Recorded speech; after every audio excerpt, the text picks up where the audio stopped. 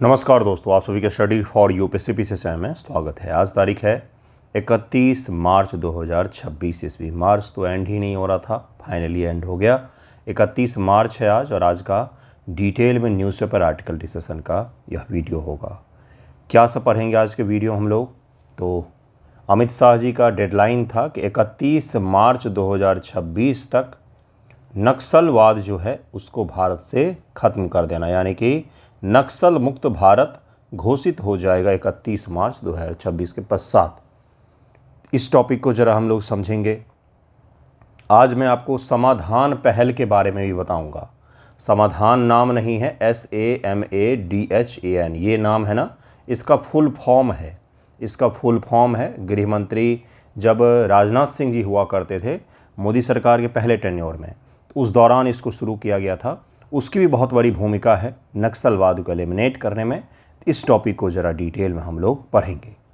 इसके अलावा ASI ने, आर्कियोलॉजिकल सर्वे ऑफ इंडिया ने, भारत सरकार का जो पुरातत्व विभाग है, मिथिलांचल के क्षेत्र में, जो न्यूज़ का शब्द है वही कह रहा हूँ, मधुबनी के एरिया में खुदाई शुरू की है और वहाँ पर इतिहास के बारीक चीज़ों को जोड़ने के लिए यह खुदाई शुरू की गई है।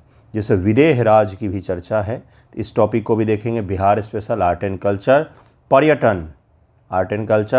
पर्यटन एंड हिस्ट्री का टॉपिक होगा ये, जिसे हम लोग देखेंगे।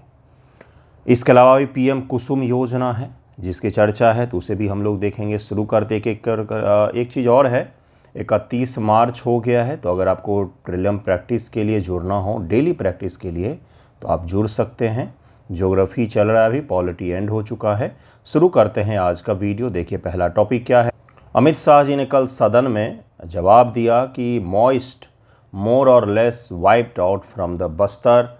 इन्होंने कहा कि बस्तर से और देश से भी लगभग शब्द ही हुआ। मोर और लेस का तात्पर्य देखा जाए तो नक्सलवाद ख़त्म हो चुका है और मेरे हिसाब से वाकई बहुत हद तक हमने नक्सलवाद पर विजय प्राप्त की है, क्योंकि बड़े बड़े जो नक्सल के लीडर थे या तो एलिमिनेट किए गए, जैसे हिडमा मारा गया, और बड़े बड़े जो लीडर थे उन्होंने आत्मसमर्पण किया और मुख्य धारा के पॉलिटिक्स या जो भी कुछ आप वो पेशा चुने उसमें वो लौट रहे हैं। तो यह उपलब्धि है। इस उपलब्धि को ज़रा डिटेल में देखेंगे, आंकड़ों के साथ समझेंगे और इस आंकड़े का आप क्या करेंगे, उपयोग करेंगे अपने आंसर राइटिंग में। आपसे पूछा जाएगा GS पेपर 1 में, करेंट अफेयर में, या GS पेपर 2 में भी पूछा जा सकता है करेंट अफेयर बना करके। वैसे जनरली GS पेपर 1 के करेंट अफेयर में इस प्रकार के इंटरनल सिक्योरिटी से जुड़े हुए टॉपिक आते हैं। जैसे टेररिज्म का जो टॉपिक है, आतंकवाद का जो टॉपिक है, ये GS पेपर 1 के करेंट अफेयर में पूछा जाता है, लेकिन ये आपसे पॉलिटी चैप्टर में भी पूछा जा सकता है GS पेपर 2 में।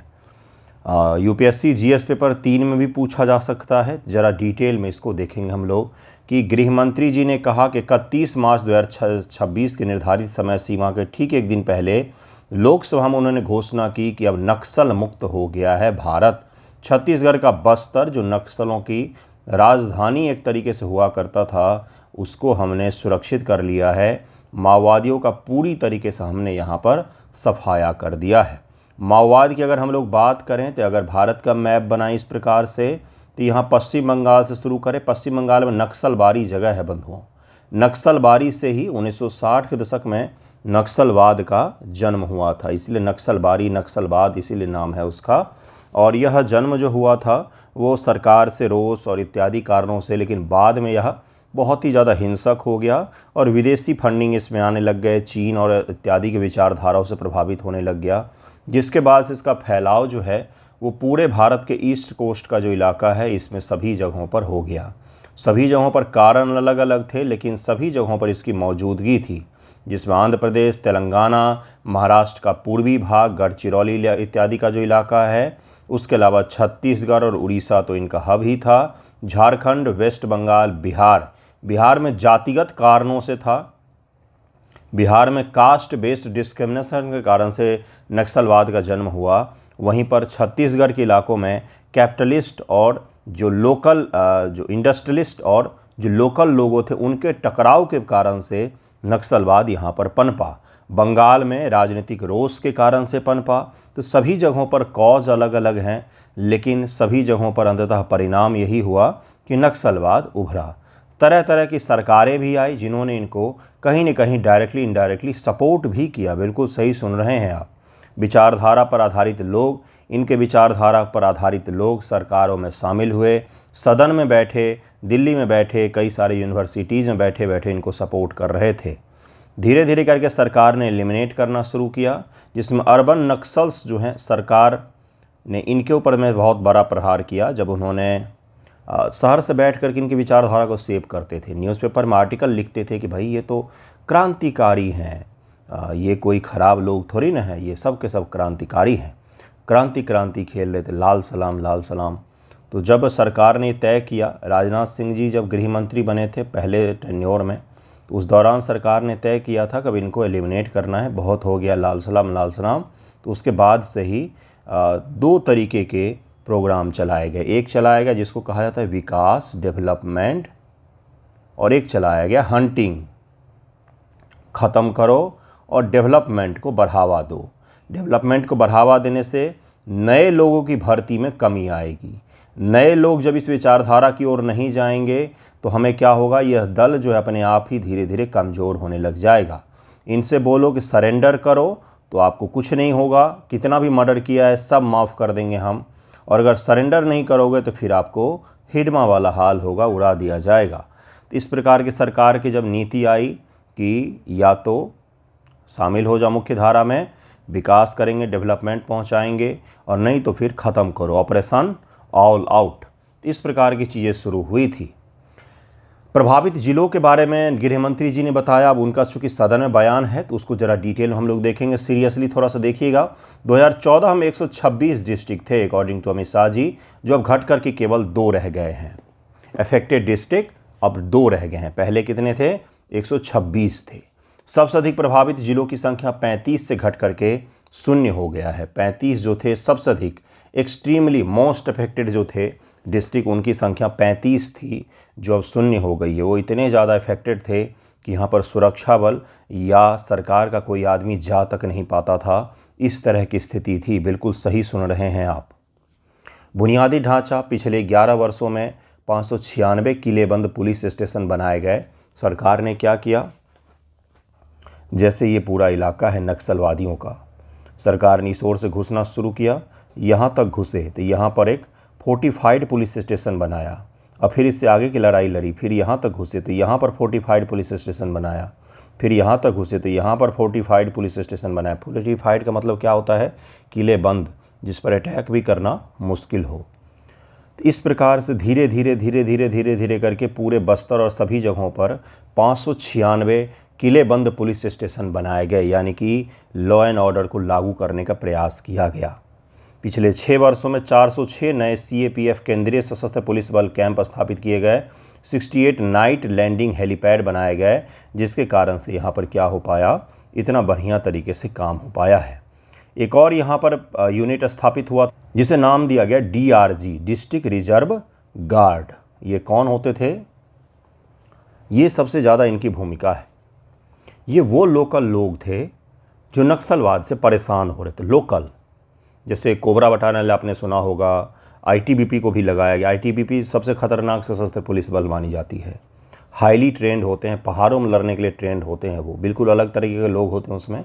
खैर DRG की हम लोग बात कर रहे हैं, तो DRG में लोकल लोग होते हैं, लोकल आदिवासी या पहले जो नक्सलवादी रह चुके थे, उन्हें सरकार शामिल कर रही थी इसमें, जिससे उनको पता होता था जंगल वॉरफेयर के लिए ये लोग काफ़ी हद तक पहले से ही ट्रेंड होते थे, उसी जंगल में रह रहे होते थे, वहाँ के लोकल होते थे, इसलिए भाषा, बोली, जंगल को समझना, टेरेन को समझना, इन सब में इन्होंने काफ़ी मदद किया।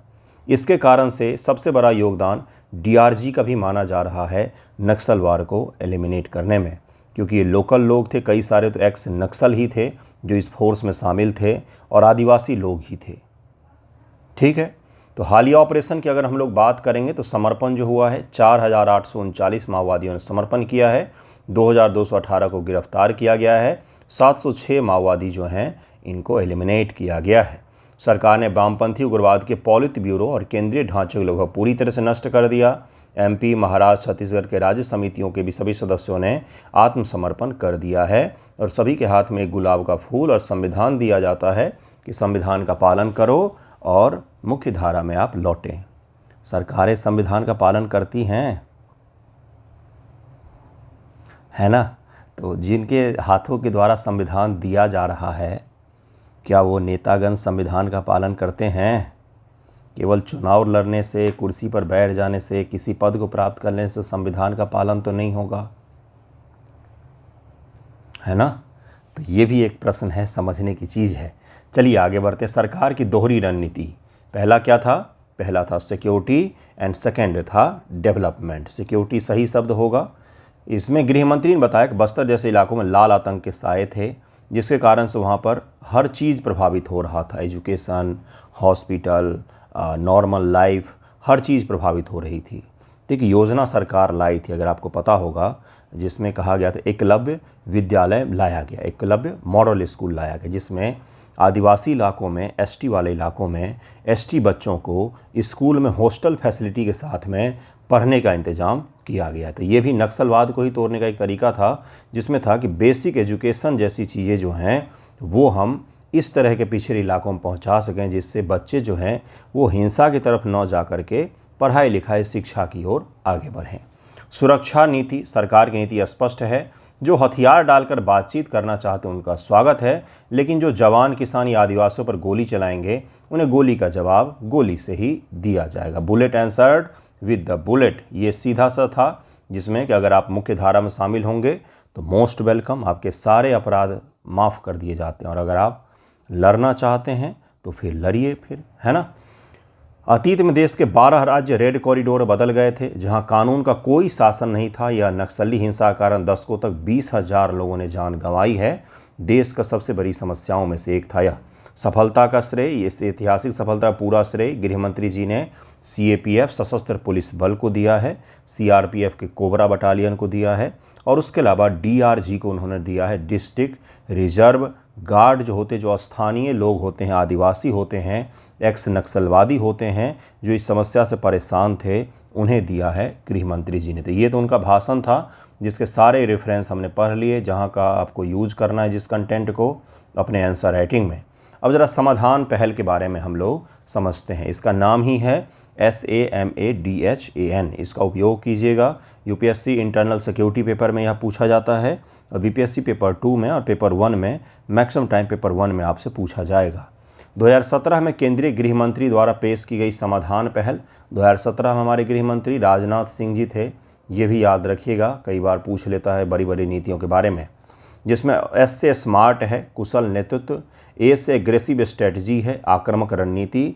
माओवादियों के गढ़ों में अब हमें घुसना पड़ा, जिसके बाद से हमने जहाँ पर वो इलाका बना कर के बैठे होते थे, उन इलाकों में पहले पुलिस जवान नहीं जा पाते थे, क्योंकि सड़क नहीं था, पुल नहीं था, उड़ा देते थे वो हर चीज़ को, सड़क उड़ा देते थे, कोई डेवलपमेंट नहीं हो पाता था, जिसके कारण से बहुत सारे जवानों की मृत्यु भी हुई, बहुत सारे शहीद हुए। नए नए युवक होते हैं, क्योंकि ये जो होता है कोबरा बटालियन, इसको तैयार किया जाता है किस प्रकार के युद्ध के लिए?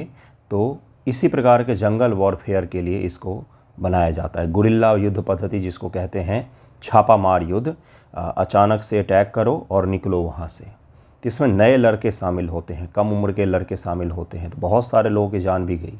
तो इस नीति को श्रेय दिया जाता है। एग्रेसिव स्ट्रेटजी, इसमें ए का मतलब है, एम का मतलब है मोटिवेशन एंड ट्रेनिंग, प्रोत्साहन और प्रशिक्षण। सुरक्षा बल जैसे कोबरा और राज्य पुलिस को अत्याधुनिक हथियार, जंगलों में लड़ने के लिए विशेष परीक्षण से लैस करना होता है। अकाउंटेबल इंटेलिजेंस, सटीक खुफिया जानकारी, एक्शनेबल इंटेलिजेंस, ये इसमें कहा गया है। डैशबोर्ड बेस KPI, डैशबोर्ड आधारित प्रदर्शन संकेतक कि कहाँ पर हमने डेवलपमेंट हासिल की है, कहाँ पर नहीं की है, कौन सा फैक्टर छूट रहा है, कौन सा फैक्टर हमें और शामिल करना चाहिए। तकनीकी का उपयोग है, ड्रोन्स, टैकर्स, हाईटेक संचार उपकरणों का उपयोग किया गया। Action plan for each threat, प्रत्येक क्षेत्र के लिए अलग से कार्य योजना बनाने के लिए कहा गया। तो ये जो है इसमें शामिल किया गया था समाधान। एन का मतलब क्या है यहाँ पर? एन का मतलब है नो एक्सेस टू फाइनेंस, यानी कि टेररिज्म को जो आतंकवाद को और माओवाद को जो फंडिंग चल रही थी उस पर रोक लगाया जाए। फंडिंग हो रही थी विदेशों से, कई सारे एनजीओ दिल्ली में रह कर के काम कर रहे थे जो इनको फंडिंग करते थे, कई सारे बड़े बड़े इंडस्ट्रियलिस्ट थे जो डायरेक्टली इनडायरेक्टली अपने समकक्ष को नुकसान पहुंचाने के लिए फंडिंग करते थे। बाहर से भी फंडिंग हो रही थी, अलग अलग देशों से, ख़ास तौर से चीन से इसकी फंडिंग हो रही थी, रूस के कुछ इलाकों से फंडिंग हो रही थी, CIA और ISI का भी सहयोग इनको मिला है। ऐसे कई सारे हमें एग्जाम्पल मिलते हैं जिसमें भारत को डिस्टेबलाइज करने के लिए इस प्रकार की रणनीति अपनाई गई थी। तो ये पूरा समाधान पहल है, इसे ज़रूर याद रखिएगा। किलेबंद पुलिस स्टेशन का निर्माण किया गया, सुरक्षा वैक्यूम को भरना और कोबरा बटालियन जैसे विशिष्ट गुरिल्ला युद्ध के लिए बटालियन ही पूरा बनाया गया। विकास संबंधी रणनीति, सड़क और कनेक्टिविटी, डिजिटल इंडिया पहल के तहत में लोगों के कनेक्टिविटी बढ़ाने के लिए मोबाइल टावर बनाया गया, क्योंकि वो टावर उड़ा देते थे जिससे कनेक्टिविटी ही शून्य हो जाती थी। Education and Kaushal, Eklavya model आवासीय विद्यालय इसी का एक उदाहरण है। वित्तीय समावेशन, दूर दराज के इलाकों में बैंक व डाकघर खोले गए जिसके कारण से सरकार लोगों तक डायरेक्टली पहुंच पाई। तो ये पूरा टॉपिक है जिसमें समाधान पहल हमने देखा उपलब्धियाँ जो उन्होंने बताया है वो भी देखा, कितने मारे गए, कितनों ने आत्मसमर्पण किया, इसे भी हमने देख लिया है। बाकी 31 मार्च आज है, तो आज के सदन में और डिटेल में इस पर चर्चा होने को माना जा रहा है, उम्मीद तो है ही। तो उसके बाद हम लोग इसको और डिटेल में पढ़ेंगे। Administrative hub of iron age kingdom, ASI डिगेट बिहार, बलिराजगढ़, इसमें एंशियंट मिथिला की हिस्ट्री पता चलेगा। इसको लेकर के ASI बलिराजगढ़ है, ये कहाँ पर है? तो ये मधुबनी के बाबू बरही डिवीज़न में स्थित है। बाबू बरही नाम है, ब्लॉक है शायद ये, मधुबनी डिस्ट्रिक्ट में यह जगह स्थित है जहाँ पर ASI ने खोदना शुरू किया है। और माना जा रहा है कि सम्राट अशोक से पहले का यहाँ पर साम्राज्य था जिसके बारे में हमें जानकारी नहीं है। बिहार में जो हम पहला स्थापित साम्राज्य मानते हो मौर्यों का मानते हैं, लेकिन उससे पहले भी साम्राज्य थे जिसके बारे में हमें जानकारी नहीं है। तो उसके बारे में यह जानकारी प्राप्त करने को जा रहे हैं। जैसे एक राज्य की चर्चा मिलती विदेह राज जनक जिनको कहा जाता, विदेह राज जनक जिनको कहा जाता है, इनकी इनडायरेक्टली चर्चा तो हमें बहुत जगहों पर मिलती है। और एकमात्र ऐसा राजा है जिसको दार्शनिक राजा कहा जाता है। दार्शनिक राजा का क्या तात्पर्य होता है? दार्शनिक राजा का तात्पर्य होता है एक ऐसा राजा जो ऋषि भी था और उसके साथ में राजा भी था। तो ये दोनों काम ये कर रहे थे, अर्थात इनकी फिलॉसफी भी है। जैसे अष्टावक्र गीता पढ़ेंगे, अगर आप पढ़ा होगा, अगर आपने नहीं पढ़ा होगा तो कोई बात नहीं, पढ़ना भी नहीं चाहिए आपको, अपना सिलेबस का पढ़िए। तो अष्टावक्र जो गीता है उसमें भी राजा विदेह के बारे में बहुत डिटेल में जानकारी मिलती है। बहुत सारे ग्रंथ हैं जैसे कि विज्ञानेश्वर की जो किताबें हैं, उसके अलावा जो आपने पढ़ा होगा एक महिला हैं गार्गी है शायद, जिनका डिबेट हुआ था, तो उस डिबेट में भी हमें राजा जनक के बारे में और विदेह के बारे में पता चलता है। तो इनडायरेक्ट स्रोतों में तो हमें बहुत जगह चर्चा मिलती है, लेकिन लिखित इतिहास के रूप में, प्रमाण के रूप में हमने इस पर ध्यान ही नहीं दिया। तो इसके कारण से अब इसकी खुदाई भी शुरू की गई है। और जो विदेह का सीमा मानी जाती विदेह राज्य की, वो गंडक, नारायणी जिसको कहा गया है वेद पुराणों में, नारायणी से लेकर के कोसी नदी तक का, और दक्षिण में गंगा नदी, यानी कि गंडक से लेकर के कोसी, दक्षिण में गंगा नदी, और ऊपर में नेपाल तक के भाग में जाएंगे तो इसको क्या कहा जाता है? इसको कहा जाता है विदेह राज्य, विदेह कहा जाता है, विदेह राज्य कहा जाता है, विदेह राज्य कहा जाता है, जिसको मिथिला भी कहा जाता है। विदेह का कैपिटल मिथिला हुआ करता था। तो ये आप ज़रूर ध्यान में रखें। तो इसके बारे में ज़रा डिटेल में पढ़ते हैं कि क्या क्या इसमें कहा गया है, ASI ने क्या क्या खोदना शुरू किया, कहाँ कहाँ पर, क्योंकि यह प्रीलियम में आपसे पूछा जाएगा। भारतीय पुरातत्व सर्वेक्षण बिहार के ऐतिहासिक स्थल बलिराजगढ़ में वैज्ञानिक उत्खनन का कार्य शुरू किया है। इस स्थल को प्राचीन मिथिला का प्रवेश द्वार माना जाता है। जैसे एक शहर है जो मेरा शहर है दरभंगा, दर-ए-बंग कहा जाता है इसको, दर-ए-बंग, यानी कि बंगाल का दरवाज़ा, बंगाल का दरवाज़ा। यहाँ से बंगाल की संस्कृति इत्यादि आपको मिलती जुलती यहाँ से दिखनी शुरू हो जाती है। यहाँ से जैसे जैसे पूरब बढ़ेंगे वो, इसलिए इसका नाम रखा गया। उसी प्रकार से जो बलिराज ग्रह है, इसको माना जाता है कि यह प्राचीन विदेह राज्य का, प्राचीन मिथिला राज्य का प्रवेश द्वार था। यह स्थान बिहार के मधुबनी जिले के बाबूबरही ब्लॉक में है। हाँ, बाबूबरही ब्लॉक है, ब्लॉक ही है, बाबूबरही ब्लॉक है। हालांकि जो झंझारपुर का इलाका है मधुबनी में, अब उसको डिस्ट्रिक्ट बनाने की मांग हो रही है। अब जब भी बिहार में फिर से बंटवारा होगा एडमिनिस्ट्रेटिव, तो माना जा रहा है कि झंझारपुर को अलग डिस्ट्रिक्ट बनाया जाए, क्योंकि काफ़ी बड़ा इलाका है, मधुबनी काफ़ी बड़ा डिस्ट्रिक्ट है, तो उसमें से ये रीजन माना जा रहा है कि अलग होगा। जैसे दोनों चंपारण में से भी कुछ हिस्से को अलग किया जा सकता है, क्योंकि बहुत बड़े बड़े हैं ये इलाके। ठीक, स्थानीय लोक कथाओं के अनुसार इस स्थान को महान राजा बलि की राजधानी माना जाता है। लौह युग का साम्राज्य था। इतिहासकार विद्वानों का मानना यह स्थल लौह युग के दौरान प्राचीन विदेह साम्राज्य का एक प्रमुख प्रशासनिक केंद्र था, ये भी माना जाता है। बाकी आपने मिथिला का नाम सुना होगा, रामायण के थ्रू में जनक का नाम सुना होगा, तो वो भी रीजन है। ठीक, देखिए इसमें नेक्स्ट क्या है, वर्जिन सॉइल तक पहुंचना। एएसआई का मुख्य लक्ष्य वर्जिन सॉइल, मूल अछूत ज़मीन तक खोदाई करना है, ताकि यह सटीक रूप से पता लग सके कि यहाँ मानव बस्ती सबसे पहले कब बसी थी। कभी आपने ये सोचा है कि उत्तर भारत का जो गंगा का मैदान है, इसमें तो बहुत पहले से आबादी रही होगी, क्योंकि यहाँ पर सब कुछ है, समृद्ध मिट्टी है, जल है, मौसम भी अनुकूल है। लेकिन यहाँ पर एएसआई की खुदाई तुलनात्मक रूप से कम होती है। क्यों कम होती है? तो इसके पीछे जो कारण था, वो पुरातात्विक जो खुदाई होती है उसमें आने वाली सबसे बड़ी चुनौती है। ये जो पूरा मैदान का इलाका, इंक्लूडिंग जहाँ पर ये बलिराज ग्रह में हो रहा है, वो भी यह जल वाले इलाके हैं। यहाँ पर अतिशय जल होता है, तो ज़्यादा खोदने पर क्या हो जाता है, जल निकलने लग जाता है, जिसके कारण से दिक्कत आती है।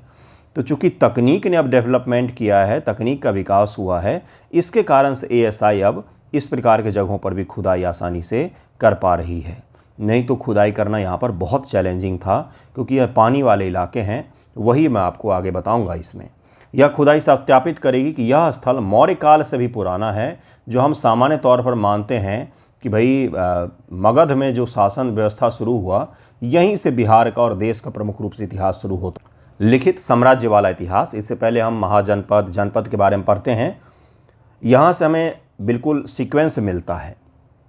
लेकिन ऐसा नहीं है, ऐसा नहीं है, क्योंकि डायरेक्टली इनडायरेक्टली इससे पहले के बहुत सारे हमें रेफरेंस मिलते हैं, जिनके इतिहासों के बारे में हम लोग नहीं पढ़ते हैं। जैसे लिच्छवी गणराज्य है, लिच्छवी गणराज्य की चर्चा आपने कितनी बार सुनी है, मौर्यों को पढ़ते समय, बुद्ध को पढ़ते समय, जैनिज्म को पढ़ते समय आपने कितनी बार सुनी। लेकिन लिच्छवी गणराज्य के वास्तविक इतिहास केवल उसी पर केंद्रित हमने कुछ भी नहीं पढ़ा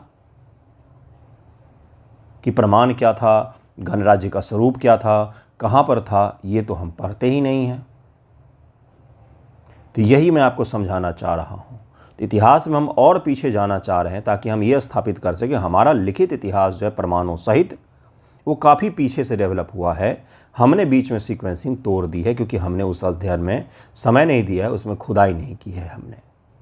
ठीक है बंधुओं, यही इसमें कहा जा रहा है कि यह लौह युग के विदेह साम्राज्य का हिस्सा हो सकता है, जिससे इस क्षेत्र का लिखित इतिहास कई शताब्दी पीछे चला जाएगा। बार बार यहाँ पर एक शब्द आ रहा है, लौह युग, लौह युग, लौह युग। ताम्र पाषाण का युग कहा जाता है। कि ताम्र और पाषाण, ताम्र का मतलब तांबा और पाषाण का मतलब पाषाण, पत्थर हो गया। तो यह हो गया आपका हड़प्पा संस्कृति। लौह युग कब से शुरुआत माना जाता है? तो 1000 ईसा पूर्व से लौह युग की शुरुआत माना जाता है। 600 ईसा पूर्व में भगवान बुद्ध आते हैं, तो उसके पीछे भी सबसे बड़ा कारण हम यही मानते हैं कि लोहा जैसे ही आया तो खेती थोड़ी अच्छे से हुई, हथियार मजबूत हुए, फसल अच्छे से हुए, क्योंकि अधिक गहराई तक हम लोग जुताई करके खेत में बो सकते थे। तो लौह युग की शुरुआत जो है, उस दौरान के हमारे पास साम्राज्य का इतिहास नहीं है। मगध का इतिहास 600 ईसा पूर्व के आसपास का है। उससे पहले का जो 400 सालों का गैप है, उसी गैप को हम लोग फिल करने का प्रयास कर रहे हैं। 600 हम पढ़ते हैं, 1000 के बाद हम डायरेक्ट कहाँ पर आ जाते हैं? महाजनपद काल के बाद डायरेक्ट हम आ जाते हैं कहाँ पर? तो 600 ईस्वी पर आ जाते हैं। तो बीच में 400 सालों में क्या हुआ, उसी 400 साल के गैप को हम लोग पढ़ने का प्रयास कर रहे हैं। 5 सांस्कृतिक चरणों का अध्ययन यहाँ पर मिला है। अब किसी जगह पर होता क्या है मैं आपको समझा देता हूँ, आप समझ जाएंगे। जैसे कि यह एक टीला है, टीला बोलते हैं सामान्य रूप से। इसमें सबसे ऊपर खोदेंगे तो क्या मिलेगा हमें? ब्रिटिश काल के हमें प्रमाण मिल सकते, हो सकता है कोई सिक्का मिल जाए, कोई कुछ मिल जाए। उससे नीचे जाएंगे तो हमें क्या मिलेगा? हमें मिलेगा भाई उत्तर मुगल या मुगल काल के मिल सकते। उससे नीचे खोदेंगे तो क्या मिलेगा, दिल्ली सल्तनत के समय का हमें मिल सकता है। उससे नीचे खोलेंगे तो क्या मिलेगा भाई, उससे पहले के अगर राजपूत शासक जो थे उनके बारे में हमें मिल सकता है। उससे भी नीचे जाएंगे तो एंशिएंट मिलेगा, उससे भी नीचे जाएंगे तो और पुराना मिलेगा, गुप्तों से भी नीचे जाएंगे तो हमें मौर्यों का मिलेगा, मौर्यों से भी नीचे जब हम जाएंगे तो मौर्यों से भी पहले के जो शासक रहेंगे उनके प्रमाण हमें यहाँ पर मिलने शुरू होंगे। ठीक है बंधुओं, इस तरह से जैसे जैसे गहराई बढ़ती है वैसे वैसे इतिहास में हम लोग पीछे जा रहे होते हैं। चलिए इसी को समझते हैं ज़रा। इसमें कहा गया कि मौर्य उत्तरी काली पॉलिश वाले मृदभांड के बारे में पढ़ा होगा, नॉर्दर्न ब्लैक पॉलिश्ड वेयर, है ना। फिर शुंग काल, कुषाण, गुप्त और पाल काल के बारे में हमें यहाँ पर प्रमाण मिलते हैं। विशाल किलेबंदी 2013-14 के प्रारंभिक अन्वेषण में लगभग 176 एकड़ फैली ईंट का एक विशाल किलाबंदी यहाँ पर मिला हुआ है। लेकिन उस किलेबंदी का ईंट सारे चोरी हो गए, लेकिन किसी भी सरकार के एक अधिकारी ने जाकर के नहीं देखा कि हमारा इतिहास हो सकता है इसे संरक्षित किया जाए। ठीक, अधिकारी बनने के बाद आप देखेंगे क्या, बिल्कुल भी नहीं, रील बनाएंगे सर एकदम मस्त, गाड़ी पर से उतरते हुए चढ़ते हुए। शहरी नियोजन के प्रमाण, पिछली खुदाई में यहाँ प्राचीन मोती, तांबे की वस्तुएं, हड्डी के औजार, टेराकोटा, मिट्टी की मूर्तियाँ, खिलौने और आहत सिक्के मिले हैं। ये खोज साबित करते हैं कि यह क्षेत्र प्राचीन काल में शहरी नियोजन में अत्यधिक कुशल था। ये हमें यहाँ पर मिला है। शहरी नियोजन बिहार में, हम तो पटना के आगे बिहार का इतिहास देखते ही नहीं हैं, है ना। पटना, गया, राजगीर बस। आधुनिक तकनीक और भविष्य की योजनाएं, तकनीक का उपयोग किया जा रहा है। एएसआई, उच्च जल स्तर जैसी तकनीकी बाधाओं से बचने के लिए अतीत में कई सारे काम रुक चुके हैं, तो एएसआई अब उपग्रह इमेजनरी और व्यवस्थित मैपिंग जैसे आधुनिक उपकरणों का उपयोग करके यह खुदाई कर रहा है। पर्यटन और अर्थव्यवस्था पर भी इसका पॉजिटिव इम्पैक्ट पड़ेगा, जिससे इस क्षेत्र पर्यटन भी बढ़ सकेगा। तो इसे ज़रूर याद रखिएगा। नेक्स्ट टॉपिक पर हम लोग चलते हैं, जिसको कहा गया है पीएम कुसुम 2.0। चूँकि पीएम कुसुम योजना जो है उसका समय अब ख़त्म हो रहा है, तो पीएम कुसुम 2.0 लॉन्च किया जाएगा। पीएम कुसुम और पीएम कुसुम 2.0 में क्या अंतर है, तो बैटरी स्टोरेज फैसिलिटी का अंतर है। पहले था कि भाई सोलर ऊर्जा उत्पादन करो और खेत में उपयोग कर लो, लेकिन खेत में पानी डालने का सबसे अच्छा समय होता है या तो मॉर्निंग में या तो रात को सूर्यास्त के बाद। ठीक, सूर्य भगवान कब होते हैं, तो ठीक बीच दोपहरिया में। तो ये जो मिसमैच था ना, कि एनर्जी सबसे ज़्यादा आपको दोपहर मिल रहा है लेकिन आपको यूज करना है सुबह और शाम में, तो इस जो उठापटक था ना बीच में, इसको मैनेज करने में सरकार को 5-6 साल लग गए कि हाँ भाई बैटरी स्टोरेज भी जोड़ दो। तो ठीक है, ज़रा देखते हैं 2.0 बैटरी स्टोरेज का समावेशन किया गया है। 2019 में शुरू की गई पीएम कुसुम योजना की वर्तमान समय सीमा इस महीने मार्च 2026 से समाप्त हो रही है। केंद्र सरकार अब इसके नए अद्यतित संस्करण पीएम कुसुम 2.0 को लागू करने की तैयारी कर रही है, जिसमें एक ही अंतर है कि बैटरी स्टोरेज की आवश्यकता को शामिल किया गया। सरकार को 5 सालों में, 5 साल कहाँ, अब तो 6 साल हो गए, 6 साल में सरकार को पता चला कि भाई बैटरी की आवश्यकता पड़ सकती है, तो बैटरी भी जोड़ दो। तो 6 साल उन्होंने इंतज़ार किया, फिर जाकर के बैटरी फैसिलिटी सुविधा को ऐड किया गया है। आपको हंसी नहीं आती क्या? कृषि क्षेत्र में बिजली की मांग सुबह बढ़ती है, दिन भर स्थिर रहती है, सूर्यास्त के बाद कम हो जाती है। इसका मतलब है ना कि पीएम कुसुम योजना जिसने बनाया था ना, जीवन में कभी खेत पर नहीं गया था वो। और योजना किसके लिए बना रहा है? किसानों के लिए, है ना। और कभी खेत पर नहीं, कभी जीवन उसने खेत में पानी नहीं डाला कि उसको अंदाज़ा हो कि सुबह में पानी डाला जाता है शाम को। फिर उसको 6 साल लगे ये चीज़ सीखने में, और फिर उसको पता चला कि अरे यार ये तो मिस्टेक हो गया था, बैटरी तो ऐड ही नहीं किया गया, खेत में तो दोपहर पानी लोग नहीं डालते हैं। तो चलिए आगे बढ़ते हैं। इसके विपरीत सौर ऊर्जा का उत्पादन दोपहर के समय चरम पर होता है और शाम को कम हो जाता है। उत्पादन और मांग के इस बेमेल कारण ग्रिड प्रबंधन में भारी समस्याएं आ रही थी। ग्रिड मैनेजमेंट में बहुत ज़्यादा समस्या इसके कारण से आ रही थी। तब इस समस्या का प्रस्तावित समाधान देखा। इस बेमेल को दूर करने के लिए पीएम कुसुम 2.0 बैटरी ऊर्जा संभंडारण का प्रावधान जोड़ा गया। यह दोपहर के अतिरिक्त सरप्लस सौर ऊर्जा को स्टोर करेगा ताकि सौर उत्पादन कम हो और खेतों में बिजली की मांग बनी रहे। तब इसकी आपूर्ति की जा सके। अंततः इनको पता चल गया, किसी ने बताया होगा कि भाई साहब एक बार खेत पर आकर देख लो, ये दिक्कत हो रही है। तो फिर इनको हुआ कि भाई चलो हाँ, ये तो बहुत बड़ी बात है, ये तो हमने सोचा ही नहीं था। बैटरी क्षमता को लेकर के दो मंत्रालयों के बीच चल रही, ऊर्जा मंत्रालय और जो नवीन और नवीकरणीय मंत्रालय है, ये दोनों आपस में बात कर रहे हैं कि बैटरी क्षमता कौन स्थापित करेगा। पुरानी परियोजना के लिए समय सीमा में विस्तार, बैंकों और वित्तीय संस्थानों द्वारा लोन देने में हो रही देरी के कारण हितधारकों की समय सीमा बढ़ाने का भी अनुरोध किया गया है। इसकी कुछ उपलब्धियां भी रहीं। उपलब्धि ये रही कि विकेंद्रीकृत सौर ऊर्जा संयंत्र की स्थापना क्षमता में काफ़ी प्रोन्नति हुई है, ये सरकार ने देखा है। ऑफ ग्रिड क्षेत्रों में स्टैंड अलोन कृषि सौर पंप स्थापित किए जा रहे हैं। 10 लाख से अधिक ऐसे पंप लगाए जा चुके हैं। ग्रिड से जुड़े कृषि पंपों का सौरीकरण भी किया गया है। तो ये तो कुसुम योजना 1.0 की कुछ उपलब्धि रही। अब जरा योजना को हम लोग डिटेल में समझेंगे कि यह योजना है क्या। प्रीलिम में यहाँ से पूछा जाएगा आपसे। पीएम कुसुम 2.0 जब अच्छे से लॉन्च हो जाएगा तो उसे भी हम लोग पढ़ेंगे। इसका पूरा नाम क्या है? प्रधानमंत्री किसान ऊर्जा सुरक्षा एवं उत्थान अभियान। कुसुम का यही फुल फॉर्म है बंधुओं। प्रधानमंत्री किसान ऊर्जा सुरक्षा और उत्थान अभियान 2019 में शुरू किया गया था। इसका मुख्य उद्देश्य था डीजल मुक्त बनाना कृषि क्षेत्र को, जिससे पॉल्यूशन कम हो। 3 घटक थे इसके। बंजर भूमि पर आए। अगर आपके पास कोई बंजर भूमि है तो उस पर आप क्या करो, सोलर प्लांट लगा लो और उसका सोलर प्लांट का जो भी उत्पादन हो रहा है बिजली, वो आप सरकार को ग्रिड में बेच दो। ये इसका उद्देश्य था। डीजल पंपों से मुक्ति मिले। तीसरा क्या था? ग्रिड से जुड़े पंपों का सौरीकरण हो। जिन किसानों के पास पहले से ही बिजली वाले पंप हैं उन्हें सौर पैनल दिया जाए ताकि उनका जो पंप है वो सोलर एनर्जी से चले। रिन्यूएबल हमारा एग्रीकल्चर सेक्टर हो जाए। ठीक। सब्सिडी या वित्तीय ढांचा। सौर पंप घटक बी और सी लगाने के किसानों को कुल लागत का 20% हिस्सा ही देना होता था। बाकी 30% केंद्र सरकार सब्सिडी देती थी, 30% राज्य सरकार, और शेष 20% बैंक से सस्ता लोन मिल जाता था। तो 30-30-20 का इसमें फंडिंग था। बाकी का पैसा आपको खुद से खर्च करना पड़ता था। योजना का बहुआयामी महत्व था। किसानों के लिए भी महत्व था कि भाई उनको बिजली मिल जाएगी, निर्बाध मिल जाएगी। सरकार के लिए भी था कि डीजल के लिए फंडिंग वगैरह नहीं देना पड़ेगा, सब्सिडी पर बिजली भी नहीं देना पड़ेगा, और इसके साथ में ही पर्यावरण प्रदूषण भी कम होगा। तो ये टॉपिक भी हमने कंप्लीट कर लिया है। आर्टेमिस 2.0 है, यह चंद्रमा के लिए मिशन है।